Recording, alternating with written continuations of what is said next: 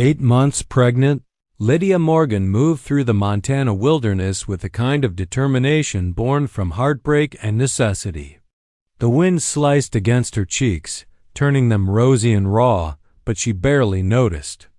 She had kept walking for hours, guided only by memory, instinct, and the need to be anywhere but the town that had turned its back on her.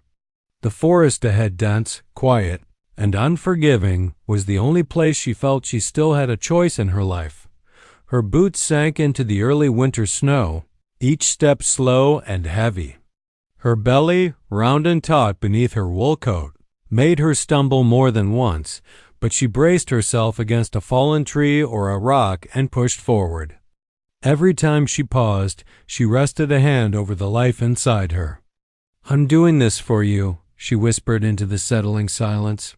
Though her breath trembled with exhaustion, Lydia had not planned to be alone at this stage of her pregnancy. No woman ever did. She had imagined warmth, a small home of her own, maybe a husband who cared enough to stay.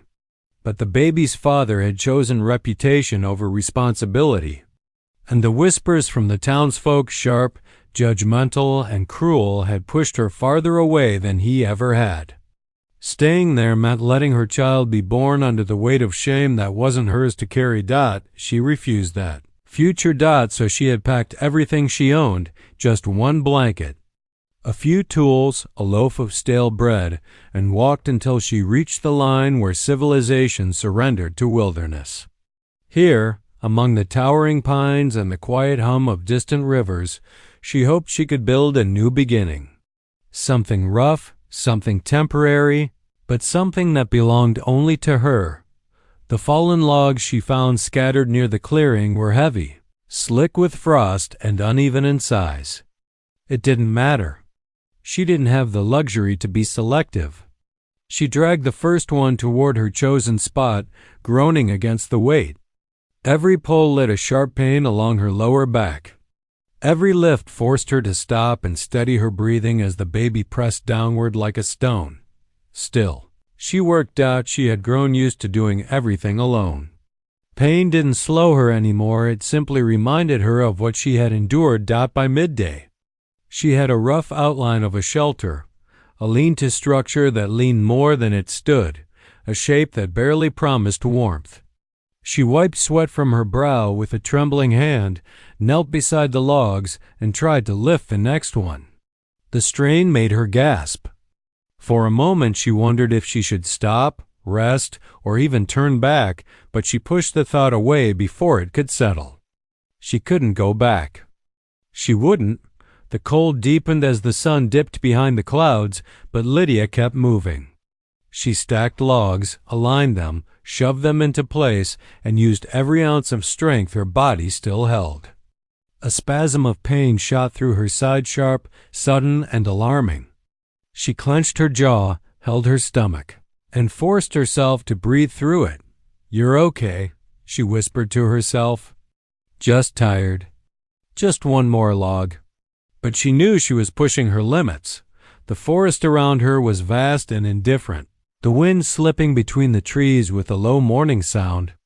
She stood in the center of it, small, fragile, and visibly pregnant, yet determined to survive, because if she didn't finish this shelter before nightfall, she and her unborn child would be at the mercy of the freezing wilderness, and she refused to let that happen. By the time Lydia managed to drag the next fallen log across the snow, her breath came out in harsh little clouds. The air bit at her nose, and cold seeped through the seams of her coat as though the winter itself wanted to pry her open. She squinted against the sharp sting of wind as she braced her boots against the earth and heaved the log into place. Her back screamed. Her arms trembled. Her belly tightened again with that heavy, ominous pressure she'd been trying to ignore since morning. The forest was quiet, too quiet. The kind of quiet where even the birds seemed to hold their breath. Lydia sank onto her knees, her hands sinking into the snow as she tried to steady her trembling body. She had been moving nonstop since dawn, refusing to give her mind the chance to wander back to everything she'd left behind. but exhaustion now pressed on her harder than the weight of the logs. She closed her eyes, letting a slow breath slip out as her hand moved protectively over her belly. "You're okay," she murmured to the child inside. "Mama's just tired." But the truth was harsher than her soft words. Every muscle in her body felt like it was unraveling. Her legs shook even when she wasn't moving. Her fingers burned with cold. And the winter air, sharp, unforgiving, drove into her lungs like tiny needles each time she inhaled. She knew she should rest. Eat something. Drink a little of the melted snow she'd collected in her tin cup, but time was her enemy. The clouds above had thickened throughout the afternoon, heavy and gray, the kind that brought early snow. A storm was building. She could feel it in her bones and the way the forest seemed to brace itself. If she didn't finish before nightfall, she would be exposed, vulnerable, and freezing with nothing but a thin blanket to protect her and her unborn child. She pushed herself back onto her feet, but her knees buckled and she had to catch onto a log to steady herself. Her breath came shallow. Her belly tightened again, painful this time. A deep pull that made her bite the inside of her cheek. Braxton Hicks, she told herself. Just practice contractions. Nothing real, but doubts curled in the back of her mind, whispering fears she didn't dare voice. The baby wasn't due for another month. She couldn't possibly be going into labor. Not here, not alone. Not in the middle of the woods with no roof over her head. Lydia shook her head, trying to banish the spiraling thoughts. She couldn't afford fear. She reached for the log again, placing it atop two others she'd already arranged. Her movements were clumsy now, her strength fading. She pushed and shoved, but it rolled crooked and nearly slipped off a stack. Frustration burned behind her eyes. She blinked it away, refusing to let tears take what little energy she had left. "You can do this," she whispered. "Just a little more." Determined, she searched the area for smaller limbs to help wedge the larger logs into place. Each step through the snow felt like wading through water. Her boots were soaked, her toes numb. She stumbled more than once. When she bent to pick up a branch, a dizzy spell washed over her so strongly she had to plant her hands on her knees to keep from collapsing. The forest seemed to spin. Snowflakes drifted lazily before her eyes, though the air was still. She blinked rapidly until they disappeared. Her hunger gnawed at her. She had eaten only a small piece of stale bread since morning. The rest she kept rationed for the coming days. But now, with her body shaking, refusing food no longer felt like strength, it felt like desperation. Still, she pushed on. She forced the next log into place and stepped back, breathing hard. Her vision blurred at the edges. Her throat felt dry and raw. She could taste fear and determination tangled together, but even in her weakness, Lydia refused the idea of turning back toward a town where judgment waited like wolves around carcass. The wilderness may have been harsh, but it did not lie to her. Here. She could be broken and still be worthy of starting again. The wind shifted, colder than before, whispering across the clearing like a warning. Night was coming, and Lydia was running out of time.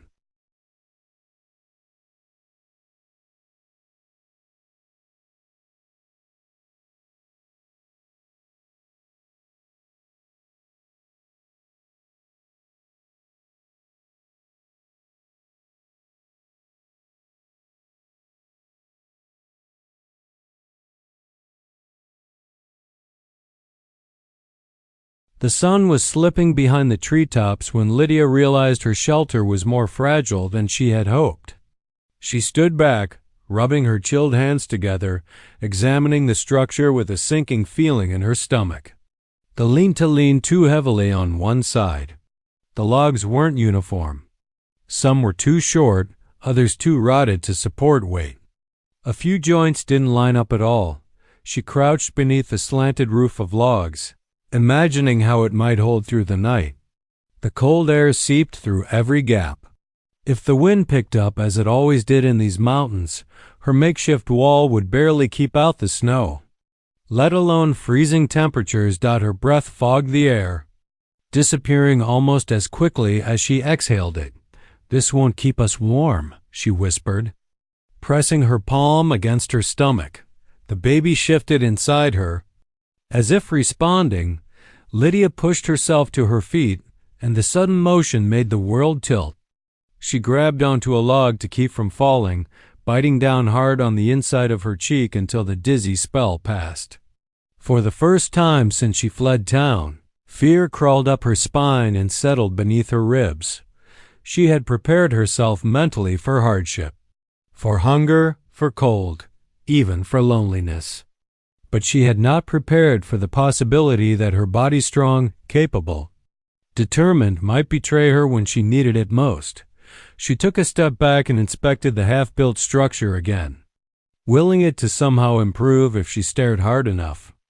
But the truth was plain. It wasn't safe. The logs were stacked too loosely. Her hands, numb and trembling, had not been steady enough, and the ground beneath was uneven, causing the structure to tilt dangerously. She pressed her lips together, refusing to let panic rise. Maybe she could fix it, reinforce it, prop up the weak corner with more branches. She forced herself to think through the options, pushing aside exhaustion with the last reserve of her willpower. She moved to lift one of the leaning logs so she could reposition it. But as soon as she put her weight into the motion, something gave. A crack echoed through the clearing, sharp, loud, and sudden. Lydia jerked back instinctively, but the logs were already shifting. The entire side of the shelter collapsed. The sound thundered through the trees, logs tumbling on top of each other in a heavy, chaotic mess. Lydia stumbled backward, falling hard onto the snow. For a second she couldn't breathe. Her heart pounded, her ears rang, and the cold seeped through her coat into her bones. If she had been crouching under the frame when it fell.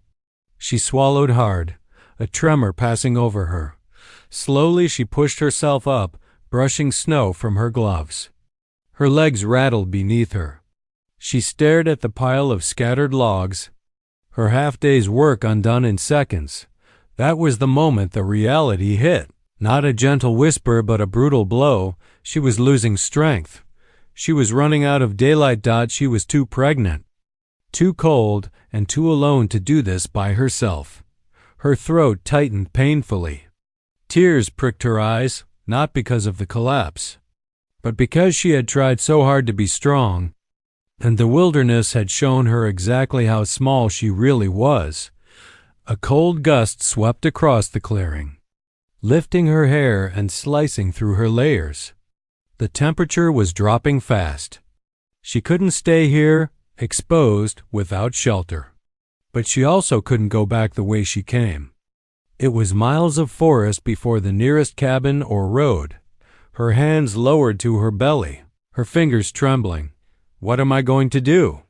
she whispered, voice cracking in the stillness. The forest offered no answer. Only silence. Only cold. Only the sound of her own frightened breathing. She forced herself to move. She had to. She began gathering the fallen logs again, though her body felt impossibly heavy, her arms like lead. But the moment she bent to lift the first one, another sharp pain rippled through her lower abdomen. Not the small tightening she'd been brushing off all day. This one was deeper, stronger, real. Her breath hitched. No, not now. Not here. She stood frozen, listening to her own pulse thundering in her ears. The wilderness stretching endlessly around her. A storm was coming. Night was coming. And Lydia Morgan was alone. Lydia had barely steadied her breathing when a sound broke through the stillness. Crunch. A soft, unmistakable crunch of snow, slow, deliberate, and much too heavy to belong to any small woodland creature. The hairs along the back of her neck rose. She straightened, her pulse kicking hard against her ribs. Instinct told her not to move, not to breathe, not to draw attention. But instinct also reminded her she wasn't just responsible for herself anymore. She swallowed hard and turned her head slightly, listening. Crunch. Crunch. Closer now. She scanned the tree line. A thick blanket of pine and shadow made it nearly impossible to see anything past the first row of trunks. But the sound was there, steady, unhurried, confident. Whoever it was wasn't trying to conceal their approach. Her fingers moved instinctively toward the sharpened stick she'd carved earlier that afternoon. She had meant it for setting stakes in the ground, maybe for hunting small game later if she had the strength. But now her shaking hand wrapped around it like it was a lifeline. The tip wasn't much sharper than a kitchen knife, but it was all she had. Her breath puffed out in uneven clouds. She shifted her weight, legs trembling beneath her. Her heart thudded loudly enough she feared whoever was approaching might hear it. The crunching stopped. The silence that followed was worse thick, stretching like an invisible coil around the clearing. Lydia held her breath, straining her ears. The cold seemed to deepen, the forest waiting with her. Then another step, slow, heavy. She gripped the stick harder. Her knuckles whitened beneath the damp wool of her gloves. Who's there? Her voice came out more fragile than she intended, thin and trembling. She cleared her throat and tried again, louder. I know you're out there. No answer. The wind rustled the needles of the tall pines overhead, but no voice met her call. Lydia felt her pulse quicken, her breath turning shallow. She took a careful step back, bumping into one of the fallen logs scattered behind her. A shadow moved between the trees. Her grip tightened, so hard her fingers began to cramp. Every instinct screamed at her to run. But where? There was no shelter, no path, no protection, nothing but open snow and the half-collapsed structure that offered no cover at all. Her belly tightened again, another wave of pain rolling through her. She bit down on a gasp. Not now. Not when she needed to stand her ground. The shadow stepped into the open. Man, tall, broad-shouldered, wrapped in a heavy coat of fur-lined leather. His boots made no effort to soften their steps, crunching through the snow as he approached the edge of the clearing. Lydia's breath hitched. Her stick wavered. He paused. Not threatening, not rushing, just watching her. Her mind scrambled. Trapper? Hunter? Stranger with bad intentions? No one she knew. No one from town. She would have remembered a presence like his. The man's face was half shadowed by a thick beard and the brim of his hat. But even from a distance she could see the rugged lines of someone who lived more years outdoors than in civilization. Still, she forced her voice to steady. Don't come closer. The man didn't move. His eyes flicked from her grip on the stick to her swollen stomach. Something softened barely, but enough for her to notice. He lifted both hands slowly, palms empty. A universal gesture of peace. I'm not here to hurt you, he said. His voice low, deep, and rough like gravel warmed by a fire. Lydia's breath caught. Her legs threatened to fold beneath her. Then stay where you are, she said again. Though her voice cracked with fear, I will, he answered calmly. But you shouldn't be out here alone. Not like this. His words struck her harder than the cold wind, because they weren't an accusation. They were concern. But Lydia didn't lower her stick. She didn't trust him. Not yet. The stranger didn't step closer. Didn't flinch. Didn't even glance at the stick she held between them like a fragile barrier. He simply stood in the biting cold as if the winter didn't bother him at all.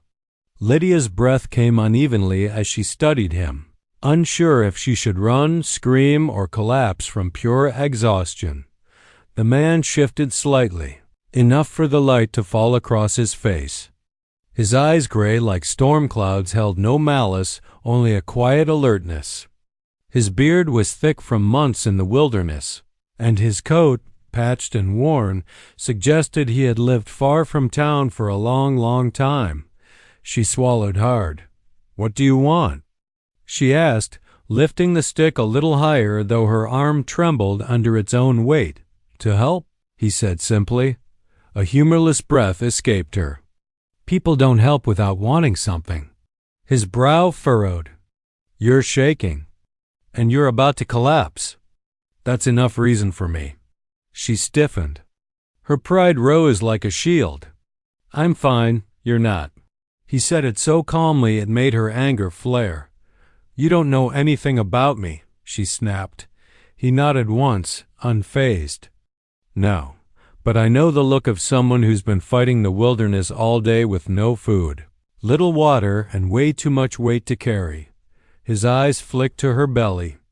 "And something precious to protect." Her grip loosened. Only for a moment.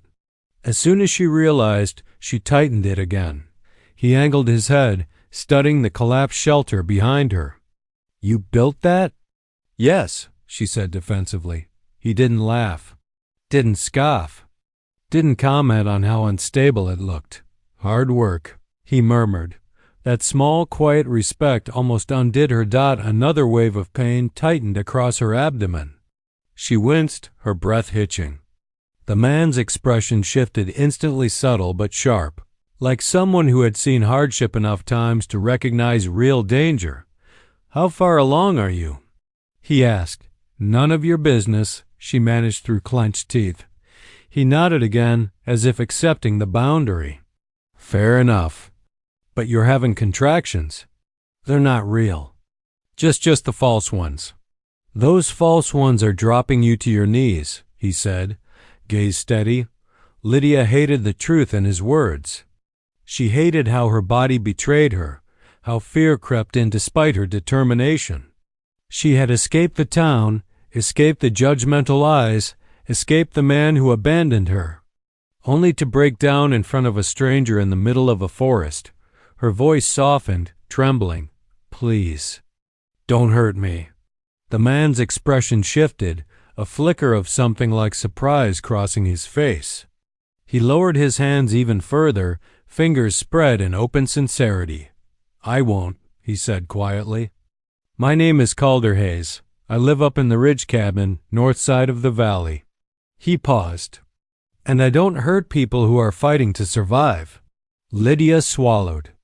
The name meant nothing to her, and yet it carried weight, rough, grounded. Unmistakably honest. She wanted to believe him, but trust was a luxury she hadn't been allowed for months. "Why are you out here?" she asked. Calder's gaze shifted toward the trees. "Checking my trap line. Saw smoke earlier, figured someone might be camping." "Didn't expect?" His attention returned to her belly. "This." She bristled. "I'm not your problem." "No," he agreed softly. "But you're still a person alone in the cold." "That's enough." She felt something in her chest loosen, fear, stubbornness. Or maybe the crushing loneliness she had carried since the day she was cast out. Another gust of wind pressed against her, chilling her to the bone.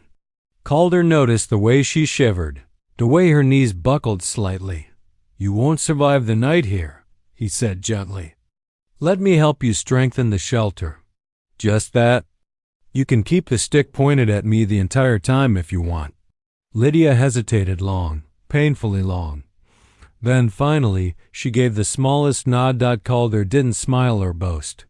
He simply knelt by the fallen logs and began to work, his movement skilled, steady, and quiet. Lydia stood watching him, heart pounding, wondering if fate had just sent her danger or salvation. Calder set to work with a deliberate calm that felt foreign in the frantic chaos of Lydia's day. He didn't rush, didn't make unnecessary noise. Each movement he made was purposeful, hand steady, breath even, expression unreadable beneath his thick beard and weather-roughened skin. The contrast between his quiet competence and her trembling exhaustion was almost jarring. Lydia stood a few feet away, clutching her stick so tightly her fingers ached. Her legs wobbled from fatigue, but she refused to sit. Pride kept her upright, even as her vision blurred around the edges. Calder seemed aware of her scrutiny, but he didn't acknowledge it directly.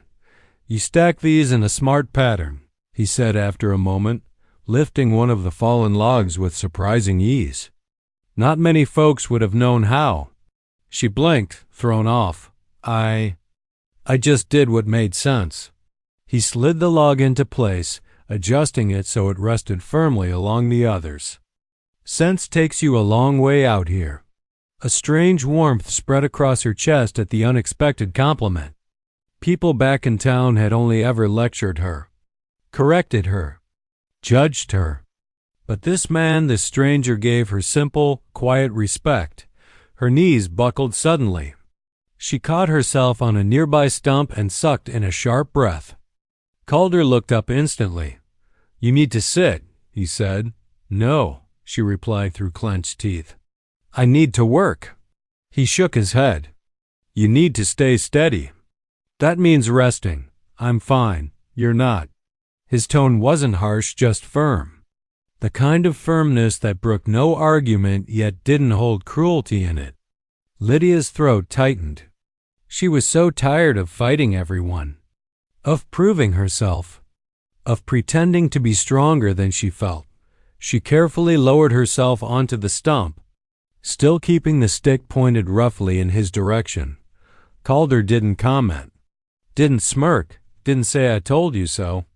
He simply resumed working with the quiet patience of someone accustomed to surviving the wilderness. Alone, Lydia pulled her blanket tighter around her shoulders as she watched him.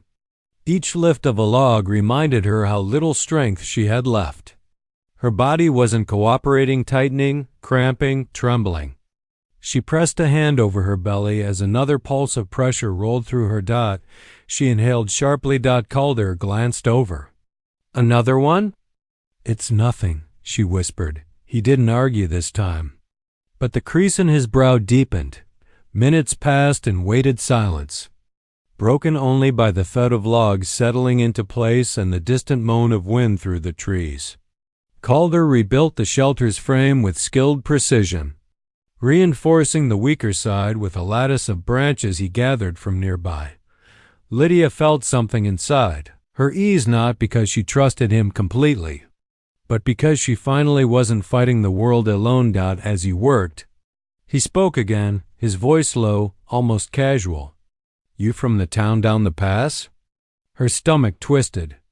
"Why?" "Just guessing. You don't look like someone who grew up in the woods." Her jaw tightened. "If you're looking for gossip, I'm not giving you any." Calder paused, leaning against a log. "Wasn't asking for your story." His eyes met hers, clear, steady, patient. "Just making conversation so you don't fall asleep sitting up." A reluctant breath slipped from her, half a sigh, half a painful laugh.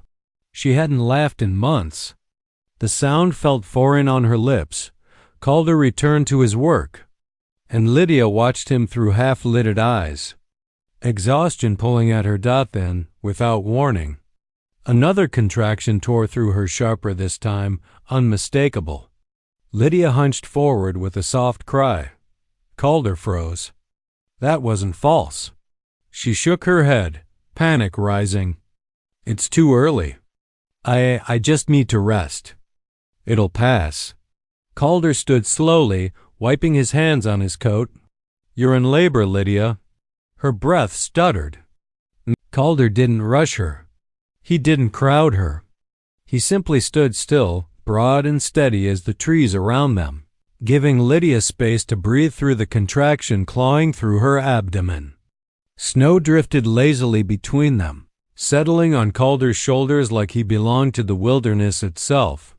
Lydia gripped the edge of the stump, knuckles pale beneath her gloves. The pain pulsed and ebbed, leaving her breathless and trembling. When it finally released her, she slumped forward, her chest heaving. Calder crouched a few feet away, not touching, not assuming, just close enough that she could hear him clearly when he spoke. "How long have they been happening?" Lydia shook her head quickly. "They're not real. They're early. They shouldn't be happening at all." "That doesn't answer my question." His voice wasn't sharp. It was the gentlest insistence she'd ever heard. And that made it even harder to resist. She swallowed. Since this morning. His jaw tightened. Just barely. And they've been getting stronger? I said they're not real, she snapped, panic rising like a tightening rope around her chest. I can't be in labor. I don't even have a place to sleep tonight. Calder exhaled slowly, grounding the air around them. That's why we're building this shelter together. Her gaze flicked to the half-finished structure. It looked stronger than before, steadier, shaped with a skill she didn't have. But she also knew winter storms in the mountains didn't forgive mistakes. What if? What if it collapses again? She whispered. It won't, he said. And he said it like a promise, not a guess. Another wave of dizziness hit her, and she pressed a hand against her forehead. Calder immediately stood, gathering fallen branches and additional logs with quick, efficient movements. His strength seemed endless, where she had struggled to drag even one log. He lifted two at a time. Each thud of wood against wood echoed through the clearing like a heartbeat. Lydia watched him work, her eyes heavy.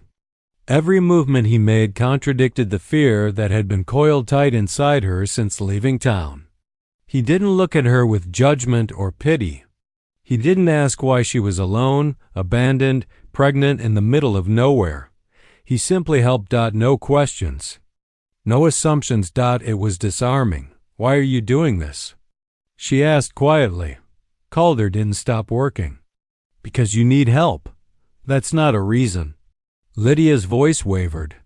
People have watched me struggle before. They didn't help. He paused, turning to face her fully. I'm not those people. That simple sentence sent a strange warmth through her, something fragile. Something she wanted to trust but didn't dare to. He walked to the other side of the shelter frame, examining the alignment of the logs before reinforcing them with cross branches he trimmed with a hunting knife. His movements were smooth, practiced. You've done this before, Lydia murmured. He nodded. A few dozen times. Winters up here don't forgive sloppy work. She pulled the blanket tighter around her shoulders. Clouds overhead had thickened, heavy with the promise of a coming storm. If they didn't finish before nightfall. Her fear returned full force. Calder, she said, her voice cracking. What if the baby really is coming? He met her gaze with that steady, mountain-rooted calm. Then we'll handle it. You say that like it's simple. It's not simple. He stepped closer, just one cautious step, giving her time to stop him if she needed to. She didn't, but you won't face it alone. His words, firm, unwavering, made the cold feel a little less sharp. Another contraction gripped her, shorter but undeniable. Lydia cried out softly, instinctively reaching for something to hold on to. Calder knelt beside her, offering his arm, not grabbing her, not forcing it, just offering. After a trembling second, she took it. The contact startled them both. His arm was solid, warm, grounding. Lydia held on as the pain tightened and then slowly eased. When it passed, she released him with a shaky breath. Calder stood again, turning toward the unfinished shelter. We need to get this roof on. He spoke as if labor or fear or the approaching storm were just challenges to navigate, not impossible obstacles. For the first time since she stepped into the wilderness, Lydia felt the faintest flicker of hope, not because the danger had passed, but because someone else was finally standing with her in it. The storm arrived earlier than either of them expected. One moment, the sky was only dimming into twilight. The next, heavy flakes began to fall in thick, determined sheets. The wind whistled through the trees as though warning them that the wilderness cared little for the fragility of human endurance. Calder tightened the last lash of rope across the shelter's support beam and stepped back, assessing his work with the cautious eye of a man used to fixing things that people's lives depended on. Lydia watched him, arms wrapped protectively around her belly, her breath misting in the frigid evening air, When the snow picked up, Calder didn't ask permission. He simply stepped inside the shelter with her, brushing the frost off his shoulders. "Roof won't hold through the storm unless I stay and watch it," he said simply, as though his presence needed no further explanation. Lydia wanted to protest, but exhaustion stole the words from her. Survival in the wilderness was not won by pride. She knew that much, even if her spirit fought the truth.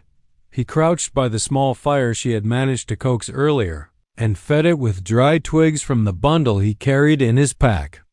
The flames brightened, casting warm amber light that flickered over the rough-hewn log walls. Lydia couldn't help but notice how quiet he was quiet, in the way men became only when they understood both the forest and themselves. For a long while, the only sounds were the crackling fire and the wind howling outside like an old wolf circling the shelter. Lydia rubbed her palms together, nervous energy thrumming through her. Calder's presence was not frightening. Exactly. It was something stranger, something she didn't know how to categorize. He wasn't trying to charm her, nor interrogate her, nor pry into her secrets. He simply existed beside her, dependable as the wall he had just reinforced, but silence had its own weight, and eventually it pressed too heavily on her chest. "You must think I'm foolish," she said softly, staring into the fire. "Coming out here alone. Like this." She smoothed her hand over her belly, feeling the baby shift. Calder shook his head once firmly. "I think you're a woman who did what she had to." His matter-of-fact tone surprised her. Most men she had known, especially in town, had judged her before she even opened her mouth. But something about this mountain man's answer loosened a knot inside her that had been tightening for months. Slowly, her story came out not because he asked, but because his steady presence made the truth feel less dangerous to release. She told him about the child's father, who had promised marriage but vanished the moment responsibility came knocking. She described how whispers followed her everywhere in town, how even her employer reduced her hours out of fear that her condition might scare customers away. She explained how she had saved every penny, how she planned to survive until the baby came, and how shame had pushed her away from people long before desperation drove her into the woods. Calder listened without interrupting, his expression unreadable except for the softness in his eyes. When she finished, she felt raw, exposed like she'd peeled away all the armor she had wrapped around herself. After a quiet moment, he said, "No one should have to face all that alone." Lydia's throat tightened. It wasn't pity in his voice, it was conviction. A simple truth spoken. The night stretched on, and the storm's fury did not abate. Snow whipped against the half-built log walls, rattling loose twigs and forcing a constant shiver through the shelter. Lydia pressed herself closer to the small fire, wrapping the blanket tightly around her shoulders, trying to keep her teeth from chattering. Her body ached, not just from the harsh day's labor, but from the tightening contractions that pulsed insistently beneath her swollen belly. Each wave of pressure made her gasp, her breath catching in sharp little bursts. Calder moved with a quiet rhythm beside her, stacking branches, adjusting the logs, and ensuring the fire didn't die. His movements were fluid, almost meditative, but he remained alert, scanning the walls, the entrance, and occasionally glancing outside at the white storm raging through the forest. Every so often, he would meet Lydia's eyes with a steadying gaze, offering silent reassurance without overstepping. She found herself leaning on him more than she wanted to admit. Another contraction gripped her, longer this time, drawing a soft moan from her lips. Her hand clutched the nearest log for support, and she swallowed hard, fighting panic. The thought that the baby could arrive here, in this unfinished shelter, terrified her. "You're stronger than you think," Calder said gently, kneeling nearby and placing a hand lightly on a log for balance. His voice was calm, grounding, steadying her in a way she hadn't realized she needed. "But we need to be ready. You can't fight this alone. I don't even know if I can do this, she admitted, voice cracking. What if something goes wrong? Then we'll handle it, he said simply, with a quiet confidence that belied the storm outside. You're not alone. Not anymore? His words carried weight. They weren't empty promises. His tone, the patience in his eyes, the certainty in his stance, it all told her that he meant it, that he would stay, that he would protect her and her child no matter what the coming hours held. Another contraction hit. She cried out softly, sinking to her knees. Calder moved immediately, steadying her. Breathe, he instructed, his hands hovering close but not intrusive. Slow. In and out. You're doing fine. She tried, her breath shaky but rhythmic. Each wave of pain passed, leaving a tremor in her limbs.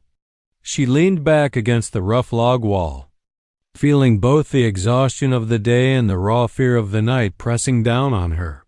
The storm howled outside, snow piling around the edges of the shelter, but inside, the fire crackled warmly.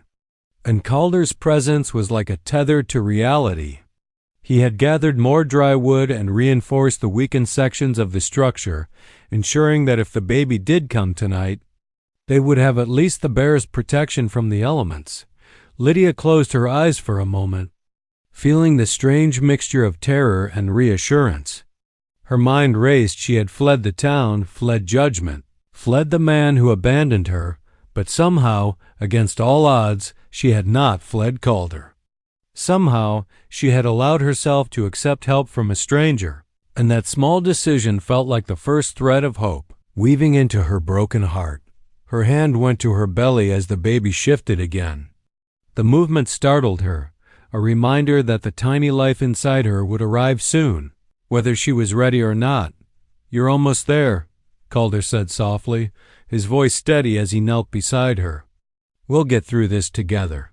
For the first time in what felt like forever, Lydia believed it. She wasn't alone. Not in the forest. Not in the storm. Not even in the most vulnerable, terrifying moments of labor that might come sooner than expected. And as another wave of pain pulsed through her, she clung to that belief like a lifeline. The night stretched on, the storm unrelenting. But Lydia felt a fragile certainty settle within her. Whatever came next, she would face it, and she would not face it alone. The wind screamed outside like a living thing, rattling the log walls of the shelter. Snow piled against the edges, but inside, the small fire flickered steadily, casting warmth across the rough-hewn logs and the two figures within. Lydia gripped Calder's arm, the stick she had carried all day abandoned in the snow outside. The contractions had grown closer, stronger, undeniable. There was no denying it now. The baby was coming. Calder moved with quiet efficiency, his hands steady and sure as he prepared the area, clearing a space in the shelter near the fire. He retrieved the thick blanket Lydia had brought and laid it on the snow-covered ground. His voice, calm and firm, guided her. Lean back here. You're going to need your strength. Breathe. Focus on me. Lydia nodded, fear twisting her stomach tighter than any contraction. Every nerve in her body screamed, every instinct urging her to panic, to cry out, to run. But Calder's presence grounded her. His hand rested lightly on her shoulder, his eyes meeting hers with unwavering reassurance. You're doing beautifully, he said quietly, almost like a chant to steady her racing heart. We're in this together, you and me. And soon, your baby. The first push came, a shock of pain that brought a sharp cry from her lips. Calder guided her through each wave, steadying her with soft instructions. One breath, one push. That's it. You're stronger than this pain. Time became elastic, stretched and warped by the rhythm of contractions and the relentless howling of the storm outside. Lydia's vision blurred with exhaustion, fear, and effort, but Calder remained constant, patient, and focused. He didn't falter. He didn't judge. He didn't leave. The next push brought the sharpest fear yet. Was the baby okay? She whimpered, gripping Calder's arm as sweat dampened her hair and chilled her skin. Calder's calm voice cut through the panic. I've got you. Just one more push. You can do it. With every ounce of strength left in her body, Lydia obeyed. She screamed, cried, and pushed until the world narrowed to the firelight. The logs, Calder's steadying presence, and the life she was bringing into the world. And then a sound broke through the storm, the tiny, fragile cry of her newborn. Relief and awe collided in her chest. Tears streamed down her face as she leaned back, utterly spent. Calder gently lifted the baby into his hands, careful, tender, reverent. He handed the newborn to Lydia, who cradled the tiny, warm life against her chest. The baby's cries mingled with the sound of the storm, and for the first time that day, Lydia allowed herself to exhale fully. She traced tiny fingers over the newborn's soft skin, feeling the warmth and pulse of life she had fought so fiercely to protect. Calder knelt beside her, eyes soft. You did it, he said simply. You both made it. Lydia looked at him, gratitude and something deeper, a fragile, blooming trust shimmering in her gaze. She had survived the storm, the wilderness, and the fear of being utterly alone.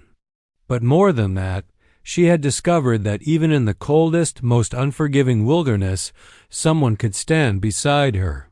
Someone could care. Someone could protect. The storm raged outside, but the small shelter was a haven of warmth, life, and unexpected companionship. Lydia held her child close, rocking gently, and for the first time in months, she allowed herself to believe in a future. A future with a child, with hope, and maybe, just maybe, with Calder her protector, her witness, and the one who had reminded her that she was not truly